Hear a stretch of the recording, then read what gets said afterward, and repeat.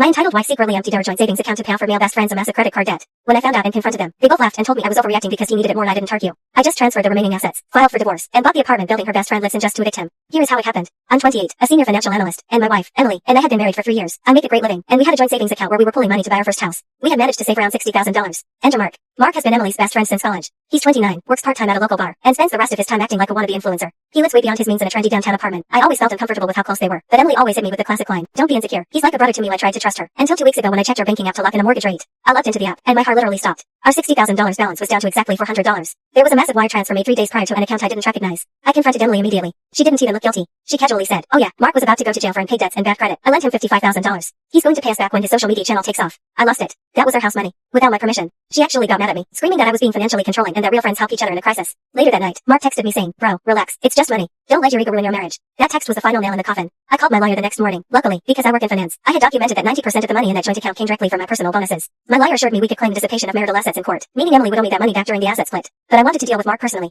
Through my professional network, I found out that the small apartment building Mark lived in was currently owned by a local independent landlord who was desperate to sell. The building was worth about $400,000, and I had a private inheritance from my grandfather sitting in a separate account. I made a cash offer to buy the entire building, and the closing happened in less than a week. The day after the property deed was officially transferred to my name, I printed out a formal 30-day notice to vacate for non-compliance with the building's strict no unauthorized long-term guest policy since Emily had practically moved into his place to avoid my negative energy. I drove over to the building, walked up to Mark's door, and Emily answered it, wearing one of Mark's t-shirts. Mark was sitting on the couch playing video games. "What are you doing here?" Emily snapped. I handed her the eviction notice. "Just delivering some mail to your roommate." Mark walked over, looked at the paper, and laughed. "Nice try, bro, but my landlord is a chill guy named Bob. You can't fake an eviction." I smiled, pulled out my property deed, and looked him dead in the eyes. "Bob sold the building to me on Tuesday. I am your new landlord, and you both have 30 days to get out." The shift in the room was instantaneous. Emily's face went completely pale, and Mark dropped his controller. Emily started screaming that I was a psycho and that she was going to divorce me. I replied, "Too late. The divorce papers were served to your parents' house an hour ago. And since you spent $55,000 of my money, the judge is going to let me keep our entire investment portfolio." It's been 2 weeks. Mark tried to fight the eviction, but my legal team shut it down immediately. They are currently looking for a cheap studio apartment together because no luxury building will accept Mark's destroyed credit score. Meanwhile, I just rented out Mark's old apartment to a great tenant for double the price. Am I the bad guy for ruining their little setup?